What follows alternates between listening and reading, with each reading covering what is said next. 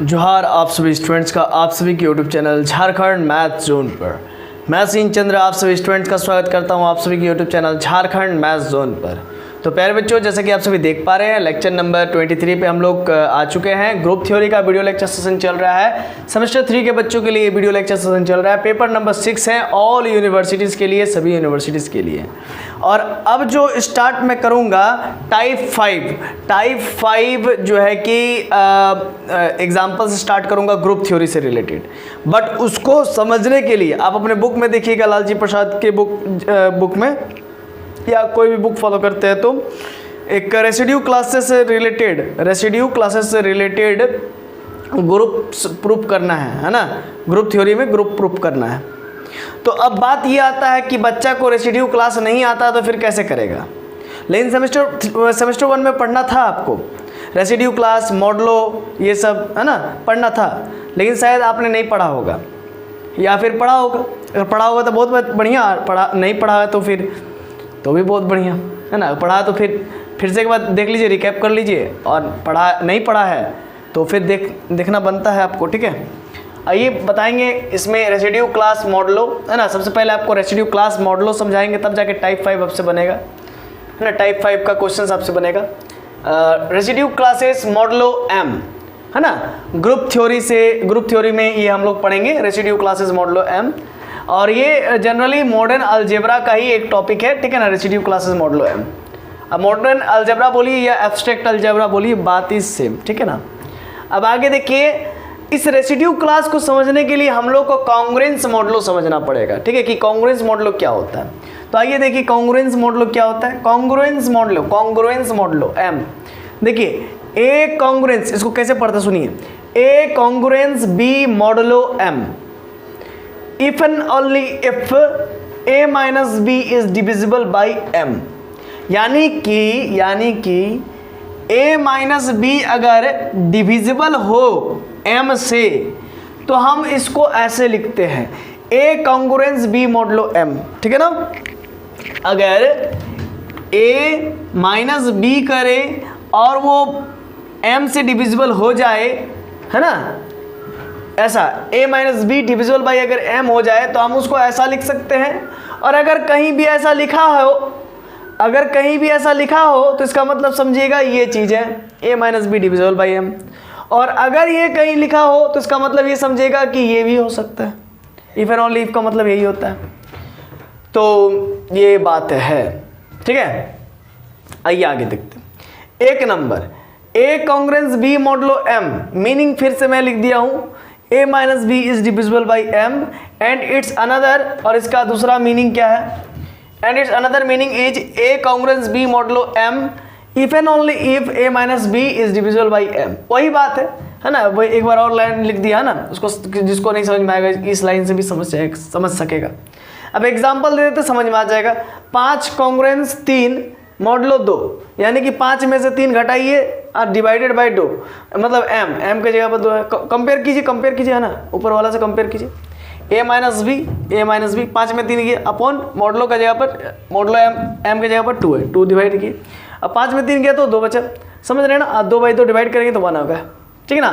Clear हो गया concept भाई। a माइनस बी, इधर वाला को a, इधर वाला को b, a minus B upon में m बोले तो 2, तो 5 में 3 गया तो 2 अपॉन में 2 कट गया तो 1 बचा। ये समझ गए। अब एग्जाम्पल नंबर 2 समझिए। -2 कॉन्ग्रुएंस -7 मॉडलो 5 है ना भाई। -2 कॉन्ग्रुएंस -7 मॉडलो 5, इसका मतलब -2 माइनस का 7 अपॉन का 5 m का जगह पर, तो -2 माइनस प्लस 7 अपॉन 5। -2 प्लस 7 करेंगे तो 5 अपॉन 5 क्या हो जाएगा, 1 हो जाएगा, ठीक है।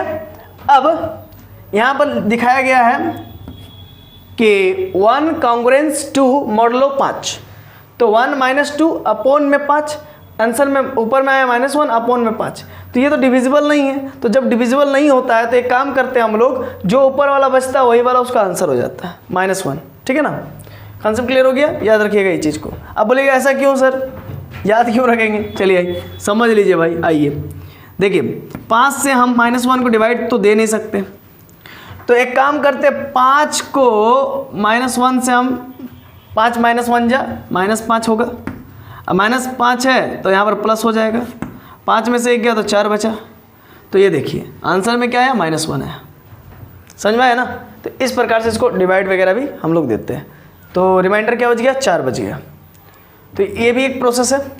अगर आपको इसको प्रूफ भी करना है तो आप ऐसा भी कर सकते हैं, है ना। जनरली क्या करते हैं, ये -1 हो गया, है ना। डिविडेंड बराबर डिवाइज़र क्या 5 इंटू, है ना, क्या हो जाएगा, देखिए डिविडेंड क्या हो गया -1 और डिवाइज़र क्या हो गया 5 और क्वोशेंट क्या हो गया -1 और प्लस रिमाइंडर क्या हो गया 4।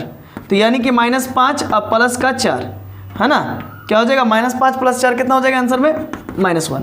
तो देखिए वही बात है ना, आया ना। तो वही बात है ना। वैसा भी आप लिख सकते हैं, इस प्रकार से भी कर सकते हैं। और चलिए रेसिड्यू क्लास को समझने के लिए एक और बात समझ लीजिए, आइए, तभी आपको आगे समझ में आएगा।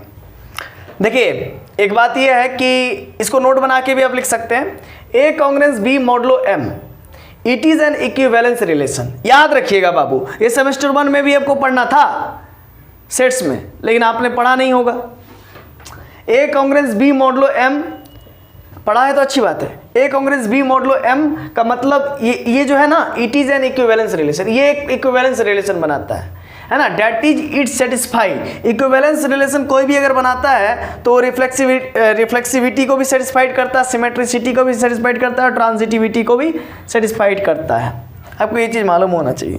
ये क्लास 12th में भी आपने पढ़ा होगा कि कोई अगर इक्विवेलेंस रिलेशन है, ये तीनों की चीज़ को सेटिस्फाइड करता है, रिफ्लेक्सिविटी को भी, सिमेट्रिसिटी को भी और ट्रांजिटिविटी को।